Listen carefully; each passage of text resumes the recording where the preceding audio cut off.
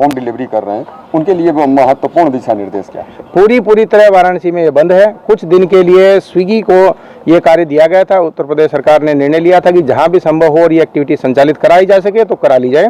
2-3 दिन के लिए होम डिलीवरी में स्विगी के लोग जुड़ गए थे, उन सबको तुरंत ही 2 दिन के बाद डिसकंटिन्यू कर दिया गया था। हमारे जनपद में कोई भी ऑनलाइन फूड की डिलीवरी नहीं हो रही है। कोई चोरी छिपे कर रहा होगा तो उसकी हम कार्रवाई भी करवाएंगे। स्विगी का जो कार्य 1-2 दिन चला था वो भी पर्याप्त रूप से पूरी तरह बंद है। किसी भी रेस्टोरेंट को खोल के ना होम डिलीवरी के लिए और ना वहाँ पे लोगों को बिठा के खिलाने की आज़ादी दी गई है। ये पूरी तरह लॉकडाउन में प्रतिबंधित है।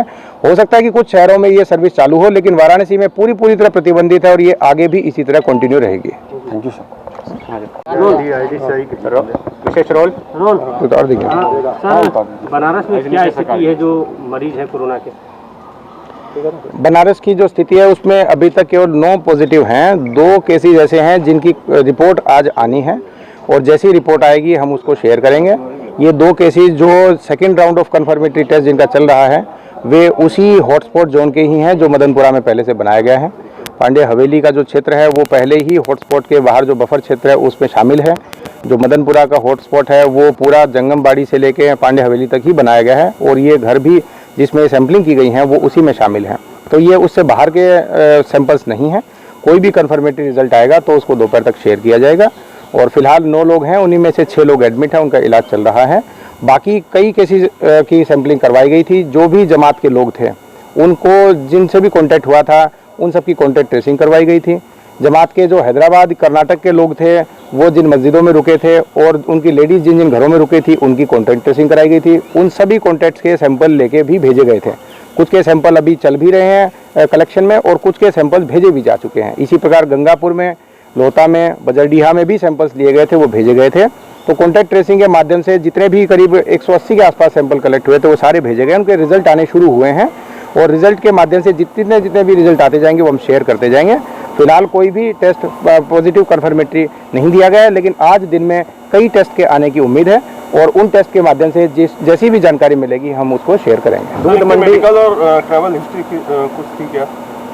हाँ, जो केसेस हैं वो मदनपुरा के जो गए थे वो उन्हीं लोगों के हैं जिनके घर में जमात के लोग रुके थे। जमात की लेडीज़ घरों में रुकती थी और जमात के जो जेंट्स थे वो मस्जिद में रुकते थे। ये वे लोग हैं जो कर्नाटक या हैदराबाद से जमात के साथ लौटे थे और अलग अलग अपना धर्म का प्रचार करते थे। तो उनमें जो मस्जिदों में लौटे थे तो मस्जिद के भी लोगों की सैंपलिंग हुई थी, उनके भी आज रिजल्ट आने हैं।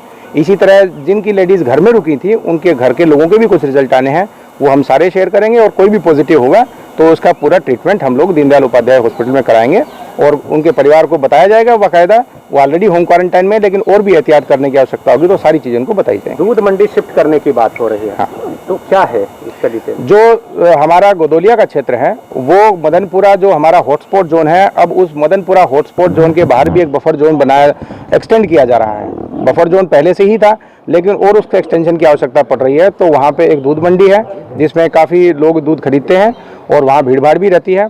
उनको आज लास्ट डे बता दिया गया है कि ये दूध मंडी कल से मैदागिन चौराहे पे शिफ्ट करवा दी जाएगी। वहाँ पे बाकायदा मार्किंग करवाई जा रही है और कल से सारी मंडी कुछ दिन के लिए वहीं चलेगी। ये मंडी जो है बिल्कुल गोदोलिया पे मदनपुरा हॉटस्पॉट क्षेत्र से लगी हुई है, इसीलिए इसकी शिफ्टिंग करवाई गई है। एक सब्जी मंडी भी है जो चितरंजन पार्क पे चलती है, उसकी भी बात चल रही है। आज उस पर भी निर्णय किया जाएगा कि आसपास जो भी ऐसी भीड़ भाड़ वाली जगह है जहाँ ज़्यादा लोगों का आना जाना है उन सभी हम मंडियों को या छोटी हाट मार्केट को वो भी बाहर की तरफ शिफ्ट करवा दें ताकि संक्रमण कोई भी है वो वहाँ तक ना फैले। और ऐसे सारे जोन को हम लोग जो सीलिंग वाला एरिया है उसमें कवर कर लें। बफर जोन है क्या? बड़ा ये एक हॉटस्पॉट कहलाता है जिसके अंतर्गत उत्तर प्रदेश सरकार ने जो अभी तक डिफाइन किया है, हॉटस्पॉट क्षेत्र वो होता है जिसमें जो पॉजिटिव केस पाया जाता है उसके आसपास की गलियां शामिल करके एक छोटा क्षेत्र बनाया जाता है जिसमें 500,000 के आसपास की आबादी होती है। उस क्षेत्र को हॉटस्पॉट बोला जाता है। इसमें पॉजिटिव मरीज जो होता है उसके घर के आसपास का एरिया होता है। इसके बाहर एक बड़े रेडियस में 1-2 किलोमीटर के रेडियस को बाहर का एक आउटर पेरिफेरी का एरिया भी उसमें शामिल किया जाता है जिसको बफर जोन कहा जाता है। बफर जोन में भी वही रेस्ट्रिक्शन लागू होती हैं जो हमारे हॉटस्पॉट में लागू होती हैं और ये दोनों ही एरिया सीलिंग के अंतर्गत शामिल होते हैं। बफर जोन बनाने का पर्पज़ ये होता है कि हॉटस्पॉट के अंतर्गत भी यदि कोई कोरोना पॉजिटिव पेशेंट बाहर की तरफ घुमा हुआ होगा तो जितनी गलियों में घुमा होगा, जहाँ मार्केट में गया होगा, जिस सड़क पर चला होगा, वो सारी एरिया बफर जोन में शामिल कर लिए जाएँ और उनके लोगों को भी स्ट्रिक्टली हम लोग सील डाउन करवा दें और वो लोग भी घर से बहुत कम बाहर निकलें। इसका मेडिकल यूज़ भी किया जाता है कि सारे लोगों की इसमें स्क्रीनिंग करवाई जाती है। संदिग्ध जितने भी पेशेंट सर्दी जुकाम बुखार वाले उनकी टेस्टिंग करवाई जाती है। तो बफर जोन में मेडिकल टीम एक्स्ट्रा केयर करके सब लोगों की सैंपलिंग स्क्रीनिंग करती है। तो बफर जोन लोगों की एहतियात के लिए बनाया जाता है कि उसमें भी कोई पॉसिबिलिटी हो संक्रमण की तो पहले ही उसको टेक डाउन किया जा सके और उसका पहले ही सैंपल कलेक्ट किया जा सके। ये पांडे हवेली का मैटर भी जो है ये मदनपुरा के ऑलरेडी बफर जोन में शामिल था और उसके अंतर्गत ही इसके सैंपल कलेक्ट भी हुए थे। अब इस बफर जोन को और भी एक्सटेंड किया जा रहा है, उसी के अंतर्गत ये मंडियां भी शिफ्ट करवाई जा रही है। सर टाइमिंग भी जारी की गई है, किस तरह की टाइमिंग? लॉकडाउन को और ज़्यादा स्ट्रिक्ट किया जा रहा है। जैसा कि सबको जानकारी भी है कि 20 अप्रैल तक जिन जिलों में अच्छा लॉकडाउन होगा तो हो सकता है कि उसमें कुछ ग्रामीण क्षेत्र में गतिविधियों को छूट मिल जाए। उसी के अंतर्गत लॉकडाउन को और सख्त किया जा रहा है। आज से चेकिंग है वो ज़्यादा रिग्रेसली की गई है और टाइमिंग जो है दुकानों का वो भी 11 बजे से घटा के 10 बजे किया गया है। कुछ होलसेल की मंडियां हैं उसके ऊपर भी आज दिन में निर्णय लिए जाएंगे। कुछ मंडियां हो सकता है अल्टरनेटिव डे खुलें या कुछ हम लोगों की है उसकी टाइमिंग भी हम लोग चेंज करें। तो कुल मिला के कोशिश ये है कि लोग कम से कम घर से बाहर निकलें और कम से कम टाइम के लिए बाहर एक्सपोज हों, अधिकतर टाइम अपने घर पे ही रहें। Sir online